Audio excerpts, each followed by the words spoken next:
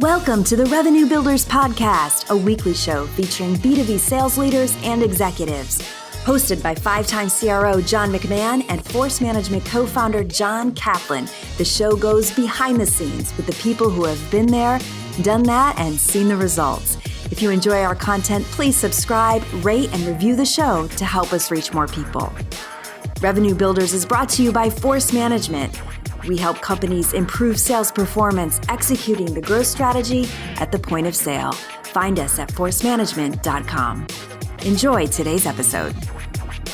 We had dinner with Jake Simpson, who's our guest today. I'm going to introduce these guests in just a second, but Jake was talking to us about these cloud, routes to market, and it was very, very intriguing, and I just felt like it's very, very relevant for a lot of our audience right now. So we asked John Jahnke, CEO of Tackle, and you can find them at Tackle.io, and Jake Simpson, who's the CRO of Tackle.io.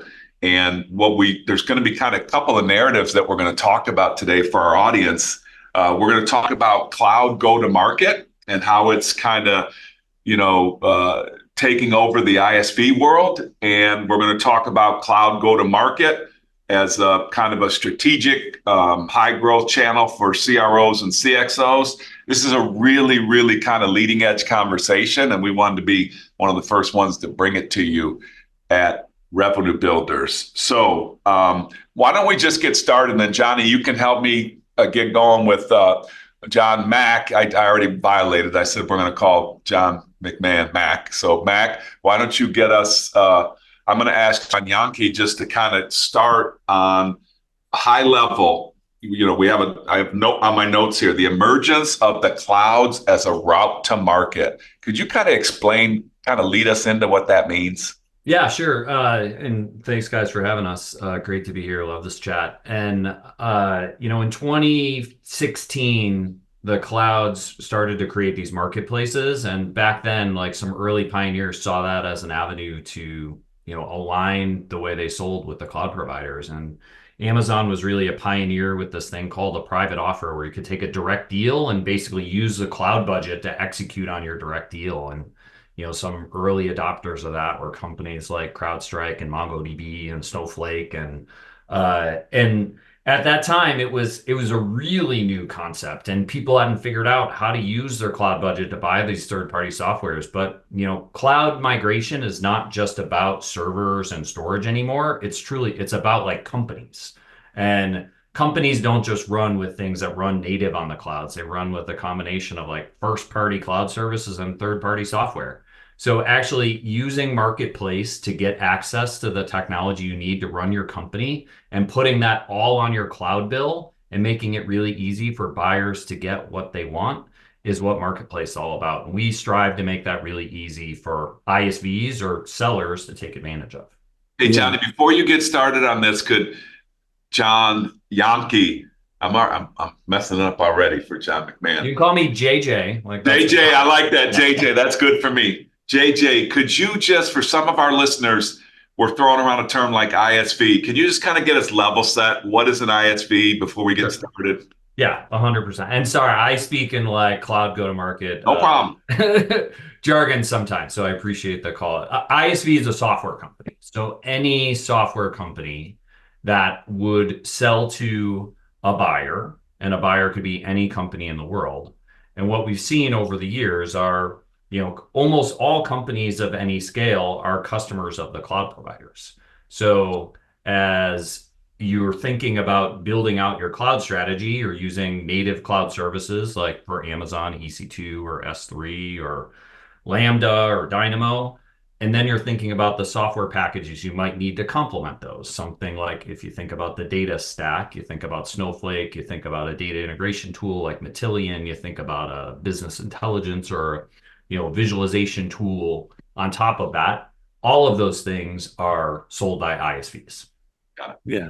And a part of what you're saying, JJ, is if you're a sales rep, you'd really want to be in, let's say, the Amazon marketplace, because then when a customer wants to buy, from Amazon. They're essentially buying from Amazon and also can buy from you, where the customer can then burn down the credits that they've signed up for in the beginning of the year. So if they signed up for, let's say, $2 million in cloud credits from Amazon, and you sell your software for $100,000, and they start to use that $100,000 of software by the end of the year, they burn down $100,000 of credit towards that $2 million buy.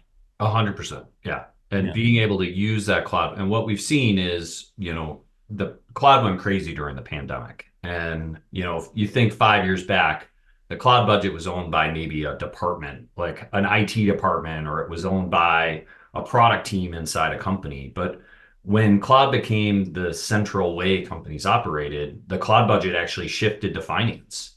And when finance got a hold of the cloud budget, they were thinking about, how do I optimize these cloud budgets? And they'd make bigger commitments to the clouds. And those commitments were not only single year, multi-year in nature. And those are all the dollars. Like, these are hundreds of billions of dollars. I mean, approaching $600 billion in budget that's allocated that could be taken advantage of. So when I think about it as a seller, I think, the most common objection a seller gets is, I don't have budget. Like, there's now $600 billion of cloud budget available to say, hey, would it be easier to buy from me on your cloud bill? Assuming you're part of these marketplace ecosystems, the clouds are. Or you're not an approved vendor. Now, all of a sudden, because you are part of the Amazon marketplace, it makes it a lot easier to become an approved vendor.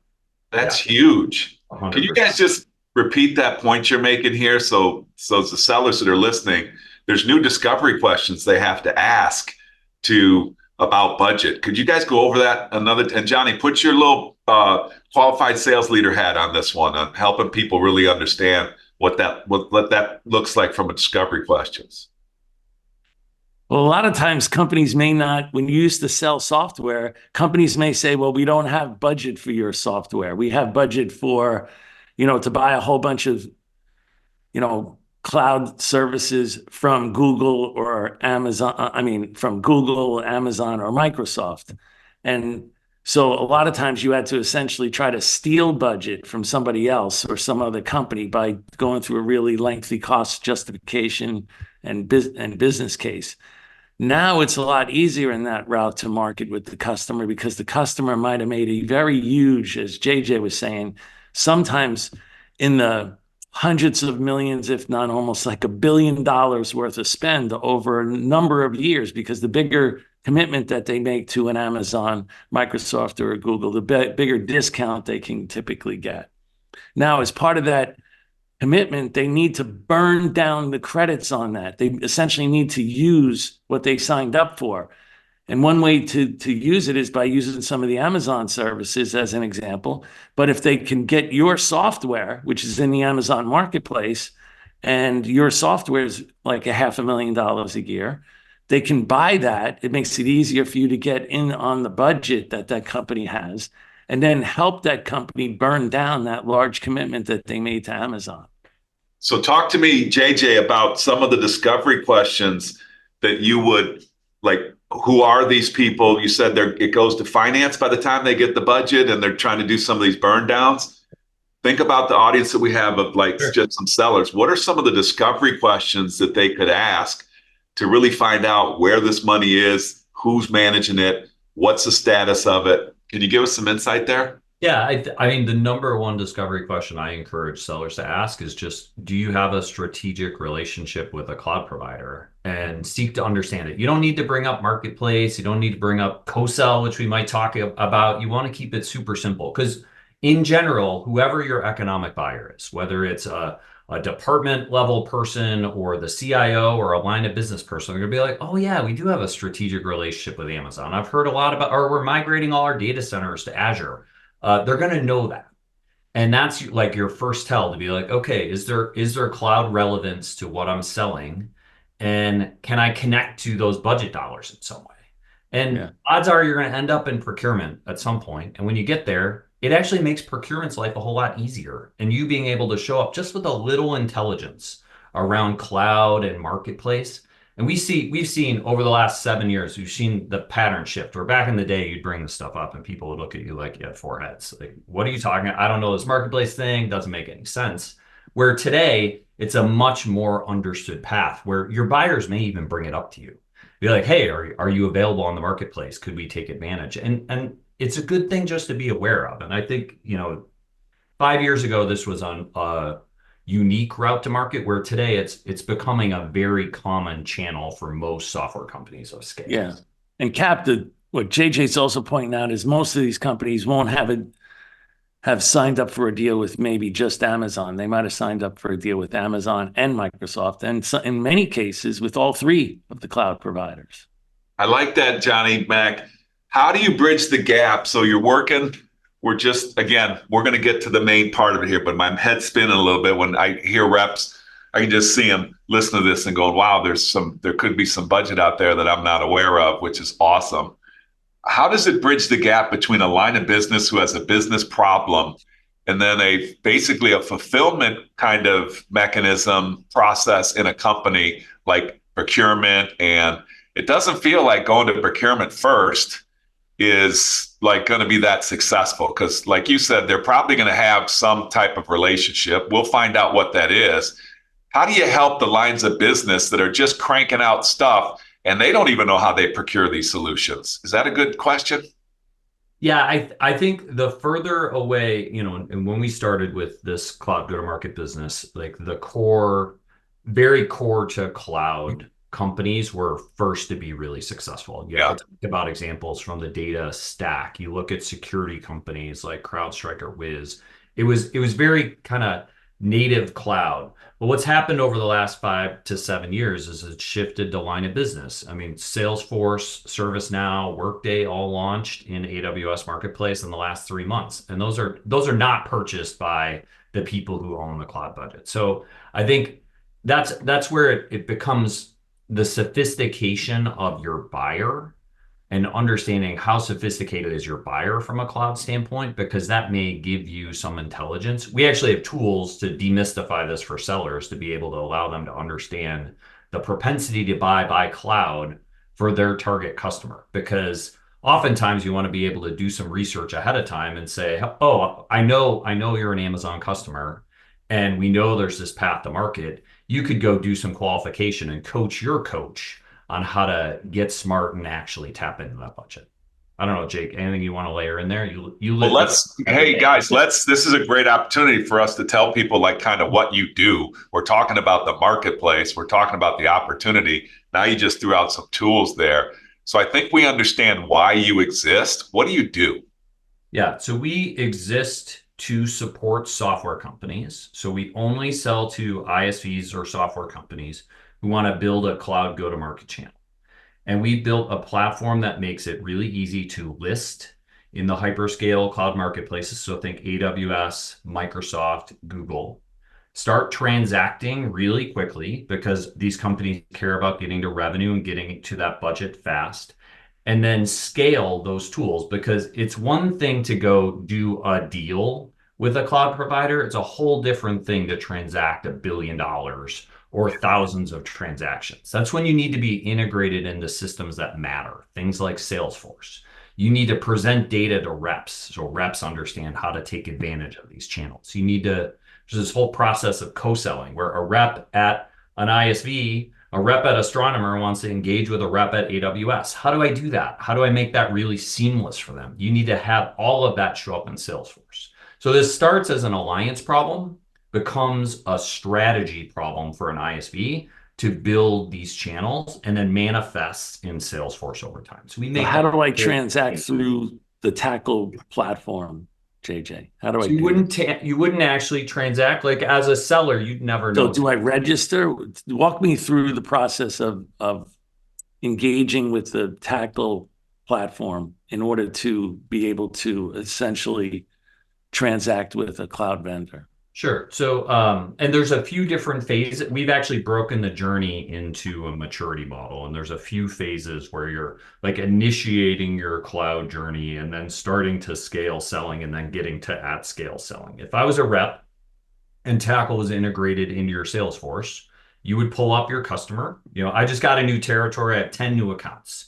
I'm going to look at my territory, and I'm going to be able to see the propensity to buy by cloud inside my territory. So I could think about, this customer has a really high likelihood to buy with AWS. Maybe I should go, as I'm doing discovery, I should go poke around with the people who own AWS, because they may be able to give some intelligence. You can do that at a customer level.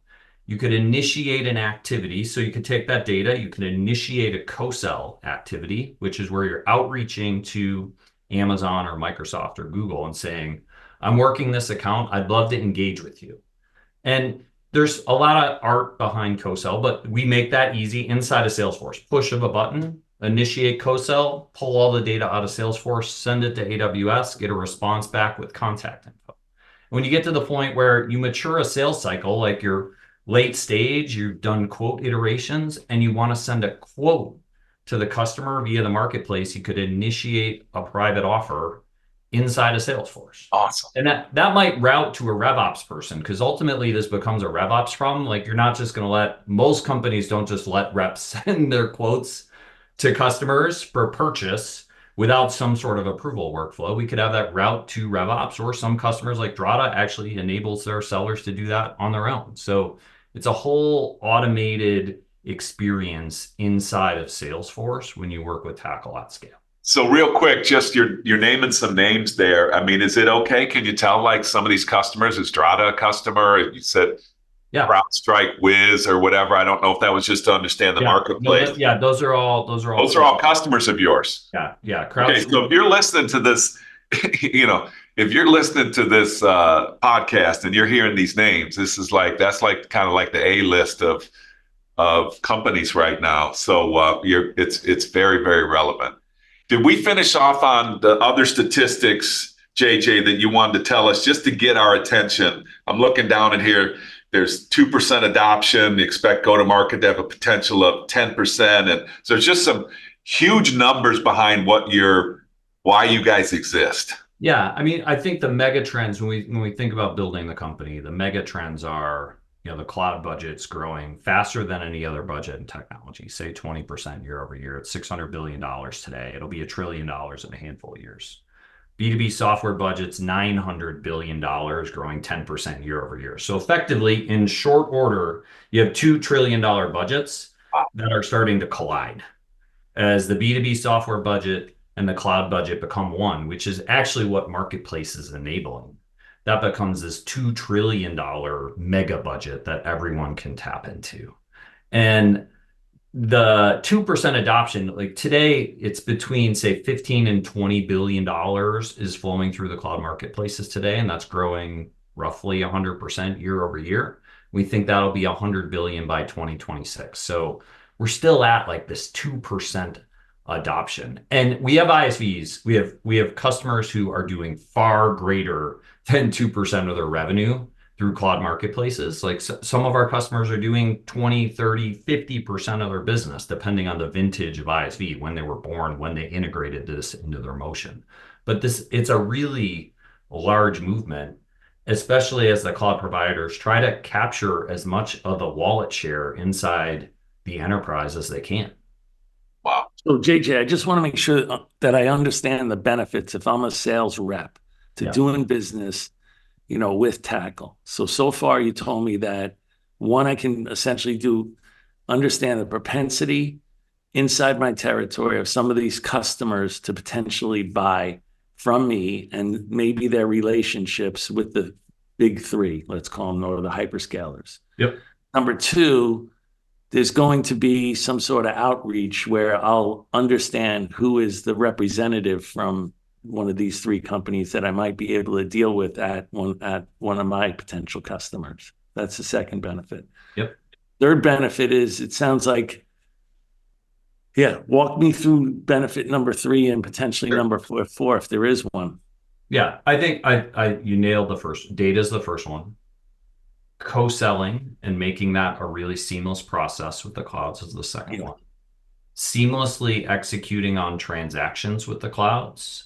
How does that happen? What happens there? How do I seamlessly do that through Tackle? So this is, again, like an at scale. And a lot of this, what we do, the clouds really make this happen. Like they've created the programs to allow what Tackle does happen. And we really bring that to life on behalf of the ISV. So it's a very synergistic relationship between everything the cloud providers are doing and what Tackle does to enable that for ISVs. Because no software company wants to build software to sell software. Like that's why we exist. So it's when we look at those benefits, data, co-sell, seamless marketplace, transaction execution. When I think about it as a rep, I don't want to add anything to my deal that causes concern. I don't want to add parties to my transactions that screw things up. I don't want to give customers an opportunity to say no.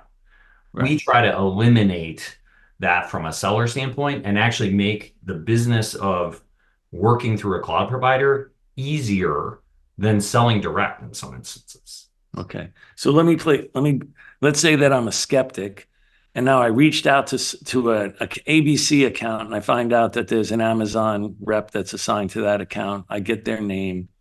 And now how do I know that the Amazon rep doesn't have a relationship with one of my competitors and essentially is going to steer the deal more, find out that there is a potential deal that my competitor didn't even know about and try to steer the deal towards my competitor? Yeah. I mean, it's a real question, this idea of co-opetition. And I actually think the question I get more often is Amazon has a native service that looks a lot like what I do. Okay, yes. If I reach out to them and say, or Microsoft or Google, I reach out to them and say, hey, we're working on this opportunity.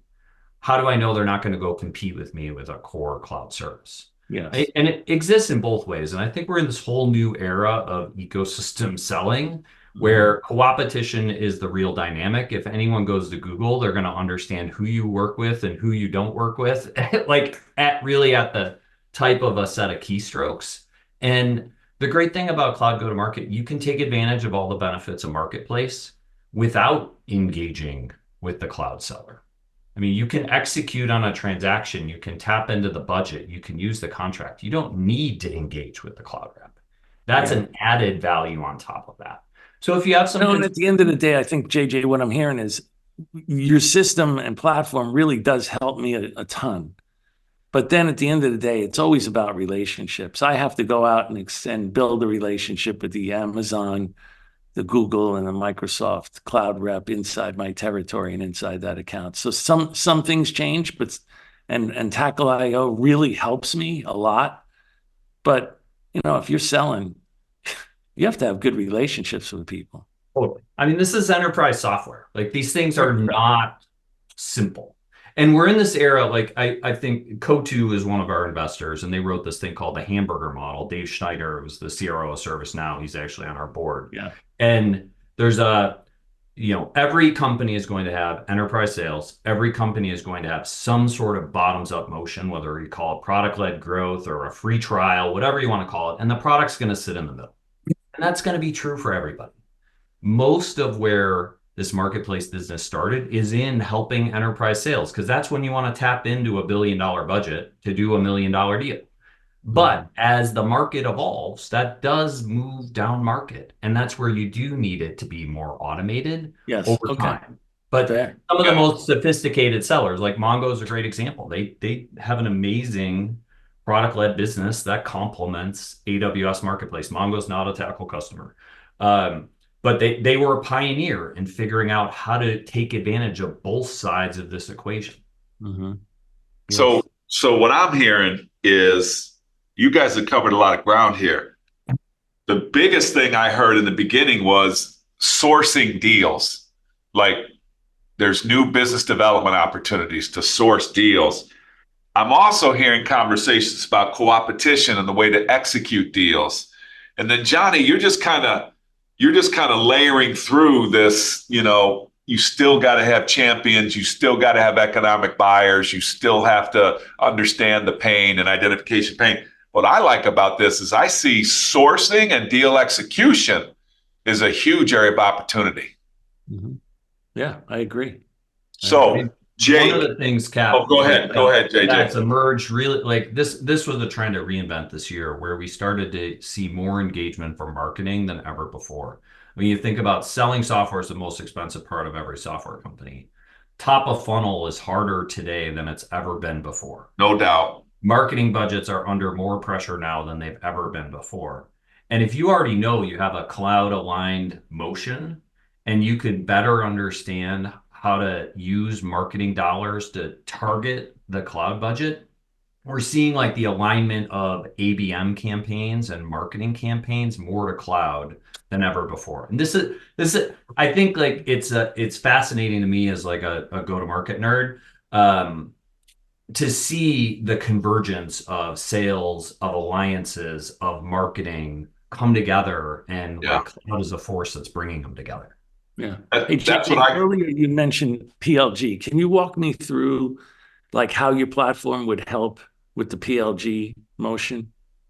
Yes. I'm going to try to think about how to and this one gets complicated, so I'll try to give me the buzzer if I'm going too nerdy. So most PLG motions start on an ISV's website. Like, you're going to go to a software company website. There's going to be a button that says free trial, or a button that says buy now, pay by the drip, pay by the user, whatever it is. Yes. And that's going to send you somewhere to a provisioning system where you're going to register and you're going to swipe a credit card and get going.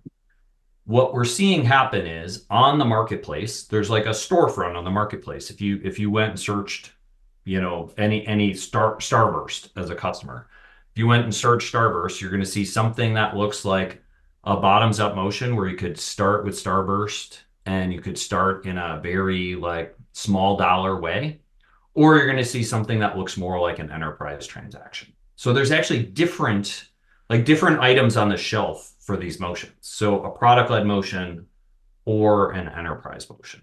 So we facilitate both of those. In the product-led motion, there's a lot more sophistication because you have to integrate with things like metering systems in order to pass records back and forth.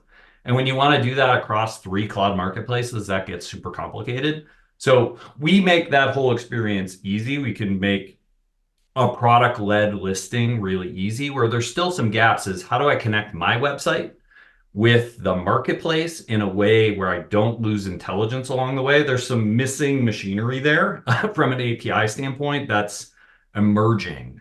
But we've seen a lot of our customers launched with us focused around private offers, and we've seen so many of them come back and say, we've figured out this private offer thing. Now I want to complement that with some sort of product-led growth motion on the marketplace.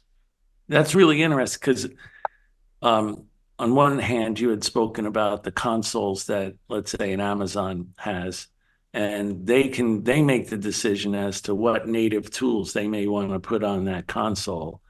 And what I think I'm hearing is if I'm using Tackle with my own PLG motion, essentially, I can get the customer to come to me and still get over to Amazon to get the buy done and burn down credits. Yeah, brilliant. And this is where like you guys have been in this game a long time. Like 5 years ago, everybody and their brother wanted their product in the cloud console. And the clouds already have 250 native services, and maybe 10 or 20 people figured out how to get into the cloud console, but it was a very exclusive group. Yes. Marketplace effectively is becoming that, where now there's 5,000 products in AWS Marketplace.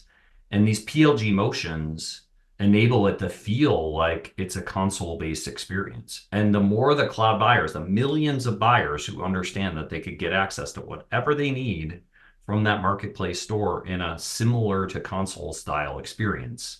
I think about it like in 2001, I bought a book on Amazon and I was like, oh, I'll never buy a TV.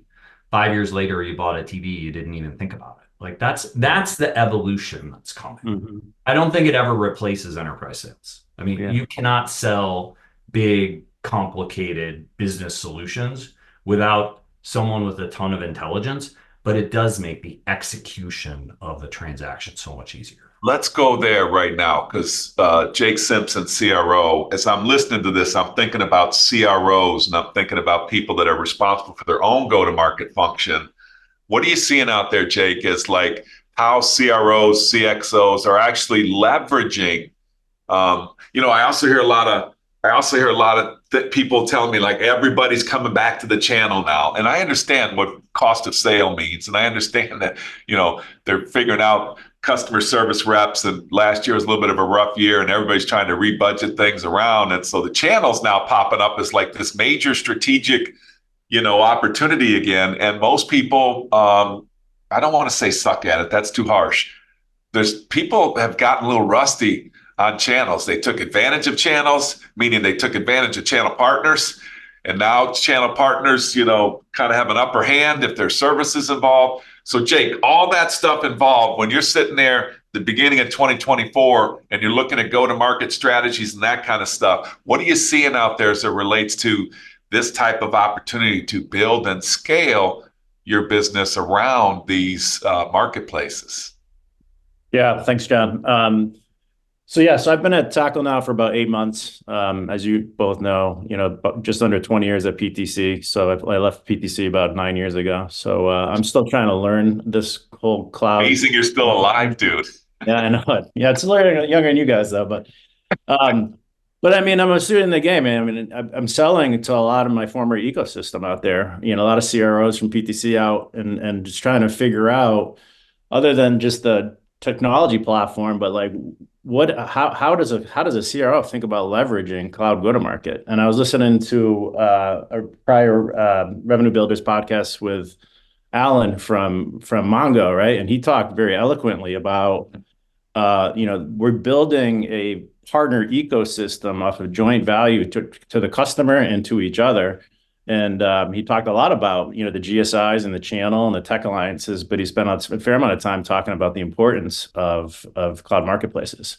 So when I'm talking with my team, applying my best version of force management, it's about really understanding the company's business, understanding their go-to-market strategy, understanding their org chart, doing deep discovery, and carrying the entitlements that we've gotten to is 30% faster sales cycles. So this is good customer of ours that are measuring cloud revenue versus traditional channels. 30% faster sales cycles, 19% improved conversion rates, wow, 25% increase in ASP, and 20%, once you get that flywheel going, a source of, like JJ was saying, a source of new demand. Because now that you're a trusted partner to the AWS and the Azure and the GCP, they will basically start to pump you leads. And so those are the entitlements that are fairly genericized, but I try to tell my team to go in and this is a somewhat of a horizontal go-to-market sale, right? You have to get the alliance team, the channel team, the rev ops teams, the revenue leaders, the finance leaders, the marketing leaders, and all that gets contextualized based on the company strategy, the relevance of cloud, and their overall go-to-market system. But I've been surprised. Like I have called on some ISVs, both customers and prospects, where they're already starting to build out some of their infrastructure, and the revenue leaders aren't all that acclimated or familiar with this route to market, which tells me it's being underutilized. I think it should be coupled with direct channel, GSIs, resellers, and your tech alliances, and really optimized. And so when I was talking with ECAP down in Naples, I was like, yeah, it's interesting to be calling on CROs, and this is somewhat of a blind spot for a lot of them. And Jake, you mentioned 20% higher ASPs. Is that because now there's a facility for the customer to make a purchase and they feel safer making a larger purchase? What's the reason for that? Yeah, you're tapping into a spend commit for sure. And you're also doing it with the sanctioning of a hyperscaler, of which that end customer is doubling down on. So if I'm the end customer and I'm basically my data center is in AWS and my ecosystem that I'm building out is AWS, their endorsement of you being, in their blueprint, so to speak, in regards to AWS partners is highly influential. So those are the two big ones in regards to levers to grow the ASP for sure. And JJ, how does Tackle make money? We an ISV would subscribe to Tackle, and then the unit of measure that matters to the ISV is revenue through the cloud. So we actually our licensing unit of measure is aligned to the quantity of revenue through the clouds. And You take a toll. yeah, it's more like a gated, like you align to a revenue band, and over time, the cost of tackle declines significantly as your volume increases. So I wish that happened on the Mass Pike. Yeah. Well, the good news is, like, over time, we continue to innovate as a company. We started with one component, we went to 3 components, we went to 9 components. It's like all platform companies. And when you get to a certain They should point, do that with some of the bridges in the US. They must have paid for those bridges 50 times over. The price still keeps going the up. price is linear. Yes, we are not linear. We definitely make it better as you scale. JJ and Jake, what I'm hearing though is like, this is really interesting for me. Actually, Jake, you need to call me after this podcast because we got 2 software products and we are contemplating some of these things that you guys have brought up here today. So Rachel, I know you're listening as the producer to this. Don't let me forget that, Jake. And Jake, you're going to give me a good deal because I'm your friend. Okay. Now, what I'm hearing though is the flexibility of this strategy is, so at first I think maybe, everybody that's a startup company, like, oh, well, I'm a startup company. I can easily take advantage of this. I don't have my real established go-to-market, strategies in place or relationships in place. But I'm not hearing it's just for startups. I'm hearing it like everybody's got to have some type of marketplace strategy. Am I hearing that right? Yeah. Yeah. John, I think it's for startups, you have to be really thoughtful, because if you don't have product market fit, you don't understand how to sell your own software, you're going to struggle to take advantage of market. Yeah. So it can be too early. But for companies who are scaling their go-to-market and investing in hiring resources to accomplish that, when they're starting to see more pull from, a medium-sized business who might have a large cloud commitment, or an enterprise who would have a large cloud commitment, that's a really sweet spot. I mean, you could say like north of 10 million in ARR.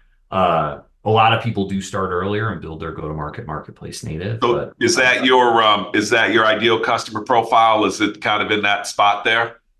I'd say our ICP is more in the 50 million plus ARR range. We work with a lot of companies who are smaller than that, but it's to get to scale transaction, scale revenue. People are thinking of doing 10 or 20% of the business when this is a meaningful part. Like it's that's when tackle really becomes mission critical infrastructure. And maybe this is rhetorical, but is the benefit to, let's say, the Amazon rep, they want to constantly increase the size of the spend from that customer. So using tackle to grab more ISVs that customer could essentially use to burn down the credits early in the year, unless they signed up for a multi-year deal early in the year, and then the customer has to make a bigger commitment back to Amazon. That's the biggest benefit to an Amazon rep. Yeah. To an and you got to think, all these software as a service companies are built on these clouds, so they actually win in duplicate. They win, and it's rare when you use one product by itself. So oftentimes it's a combination of products. So they win with driving larger commitments via a combination of core cloud services and third-party services. They win with the consumption from the SaaS products that are probably running on their clouds, because if they're going to pay their reps on doing a deal, they want to make sure that they're getting the end consumption, which is one of the tricks as an ISV. You're going to sell where you're built in some ways. So there's some trickiness there. And then the last, I'm like spacing on the last part, but those are the 2 key parts. We'll just stop there. And then do you think that for the hyperscalers, as time moves on, that the percentage of credits that's burned down becomes larger and larger from ISVs versus their native tools? Yeah, that's a great question. Nobody says that to me, John. And nobody says it's a great question when we do these things for me. ISVs are really important to the clouds. Like, they've invested heavily in the ISV ecosystem because they know a lot of the future consumption of cloud does come from the ISVs. But I think when you think about the enterprise, like the Fortune 2000, they're always going to have a huge like core cloud service. But we're in this Moore's law era of software. There's just more. Like the number of software titles continues to grow, probably doubling, maybe not every 18 months, but every 24 to 36 months. So as that happens, there's like this proliferation of software, and the combination of like cloud service and software gets fuzzy. Yeah. But then if I'm on the cloud side or hyperscaler side, and I see that a number of vendors that 3-4 years ago I didn't really know about, but they're really helping burn down tons of credits, I might change my marketing budget to try to support those types of ISVs a lot more also. I mean, you look at I think Snowflake's an amazing example of this, where when Snowflake came out, Redshift was a direct competitor. Yes. And it was a knife fight over those workloads. Yes, it was. But over time, as Snowflake continued to gain momentum, it became very clear to smart cloud sellers that, well, I can partner with my native service, but if the customer doesn't want to do that, I can partner with Snowflake and still win a ton of compute and storage consumption. So Right. like they won in all directions, which I think the same things also happen with Mongo. I think, a lot of these cloud providers are seeing how much, they're burning down with MongoDB, and they've changed their tune too, because they also had native tools that competed against Mongo. Right. And that's where I think that competition thing, like no matter what, the clouds are going to have easy services to get started with. But when you want things at enterprise grade, enterprise scale, focused, specialized, custom support, you're going to end up with a third party. So sometimes those native services become a feeder where people grow out of them or need more sophisticated enterprise capabilities and want to grow into a thing like Mongo or Snowflake. Yeah. So JJ and Jake, JJ, I want you to talk about the opportunity in the marketplace for like younger sellers. Like if I'm a younger seller, I'm licking my chops to say, if I get on the beginning part of this type of knowledge, I'm going to be relevant for a long, long time. Jake, I'd like you come and give us a value proposition for, let's call it an employee value proposition. Why should somebody come? I'm assuming you're hiring. What should they expect? What skills should they come with, and what do they expect to kind of do? And what's the opportunity at Tackle? Let's start with you, JJ, first. If like you're talking to graduates at MIT or Georgetown, I don't know where Stanford, whatever, and you're like, okay, why you should be thinking about these marketplaces. I think you gave us a lot of great statistics, but can you kind of bring us home on that? And then Jake, Sure. You tell us specifically about Tackle. Yeah, I think for early career sellers, there used to be one path. It was like go be a BDR and SDR and bang the phones, Yes. which is a pretty miserable existence. Like it's, hey, go pay your dues for a couple of years. That's an understatement.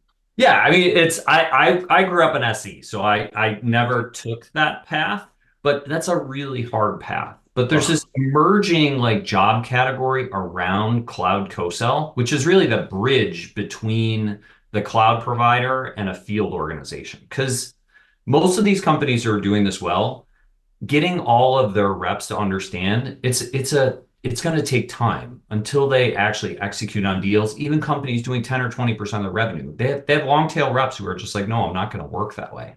And there's this new category of job opportunity around being the bridge between the clouds and salespeople to make it easy. I think that's a really fascinating spot to start.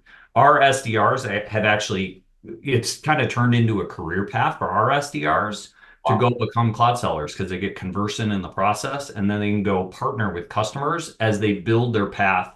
Because it's a huge gap from a SDR to an enterprise rep. How many layers? So it's a way to like get more sophisticated from a career standpoint in ecosystem-led selling, and I think you can differentiate yourself that way. Jake, that's a heck of an employee value proposition. Kind of top it off for us on what that looks like at Tackle.io. Yeah, it's a great place to work. I mean, it's fully remote. It's smart people, and I think we're just at the cusp of where the market is going. If you're a technologist, whether it be a seller, a builder, a product manager, you're basically at the epicenter of what all technology companies are thinking about, which is to basically SaaSify their portfolio, leverage cloud, build out a PLG strategy. And so I think that there's obviously a ton of opportunity to grow, and we support, a lot of malleability in regards to people going into different organizations that tackle as we grow. And if your end state isn't tackle, I mean, spending a tour of duty working between hyperscalers and ISVs on their core strategy to basically, go full SaaS on their portfolio, you're going to be rubbing elbows with the best, innovative companies in the world, as No we're doubt. talking about today, right? So you're going to be much more, be able to basically dissect the market at any point in time, find out what really floats your boat, where you want to take your career path, because we're in the middle of it, and it's exciting time. And I like new categories. I'm not getting a bunch of like RFP benchmarks, this, that. I mean, we're the market leader, and if this is something that's you're serious about, then let's work together. I like that. Hey, JJ, do we have a little thing set up? You're about to get a heck of a lot of people inquiring about working at Tackle.io. So we're going to use those as credit burn down, so you can come help force management with our software products in the cloud. I love nothing more than helping customers figure out how to scale their go-to-market. That's awesome. That's awesome. Hey, do you mind if we just kind of wrap up here, JJ and Jake? And we've talked about so many things. Then Johnny, I'll have you bring us home if you don't mind, on your thoughts on what you learned and things that. Would you just kind of give us some of your top takeaways, JJ? Sure. Yeah. I mean, I think this is a business strategy. It's not a technical integration. And where we see a lot of ISVs fail is they have their product and engineering team go get them listed without really an understanding of how to take advantage of it from a go-to-market channel perspective. So I think that you have to think business strategy, which means cross-functional executive alignment. Jake said it before, like this is not just the partner team. It's not just the product team. It's the RevOps team. It's the sellers. It's finance, understanding this. You have to get like executive alignment across your organization.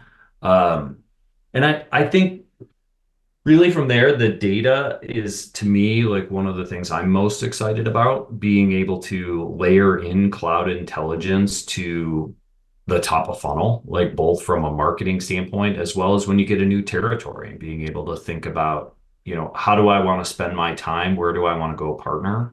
And I mean, the channels are changing. Like there's a lot of mistrust in channel. Some companies go all in on channel. It's really specific to the category you're in, like security, super channel heavy, like data, maybe not channel heavy. It's some people are in between. I think like this movement's reshaping the way that channel works. And I think it's not just like marketplace, cloud or channel, it's cloud and it can actually be an easy path to initiate your channel strategy as a software. Love it. Jake, you want to give a few takeaways from you, and then Johnny, bring us home. This was awesome. Yeah, no, I would just echo what John said, and this is why I thought was a good use of the Revenue Builders platform here, which is to think about this holistically. It's not the same answer for every single ISV. It really has to be designed against your company strategy and then your overall go-to-market system. But I see a tremendous opportunity for those that should be leaning in here.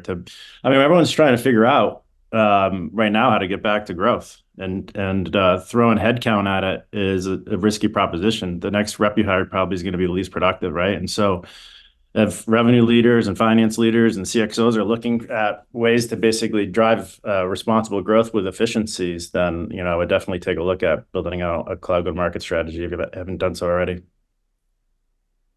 Yeah, Johnny, for me, it's pretty simple. The hyperscalers aren't going away. They're dealing at the highest levels of the ISVs and the highest levels of your potential enterprise customers. Some of these ISVs are doing hundreds of millions, if not billion-dollar deals with the hyperscalers. So if you want to get a part of that or be a part of that and help your customer or potential customer burn down a lot of the credits that they signed up for, you need to get with the program. Yeah, I knew this was going to be the case for this. I learned a ton on this podcast because, Jake, when we were eating dinner and it seemed like so many opportunities for growth and for value creation. So thank you guys for coming on. I'd like to point our listeners to the show notes that we'll make sure that we put a lot of pointers back to Tackle.io. John Jahnke, CEO of Tackle.io, and Jake Simpson, CRO of Tackle.io. You guys crushed it for us. Thank you so much for coming. Thanks for having us, guys. It's fun. Thanks to you guys, Jake, JJ. Thank you, Cap. Thanks to everyone for listening to another episode of the Revenue Builders Podcast. Thanks for listening to today's episode. Be sure to check us out at forcemanagement.com.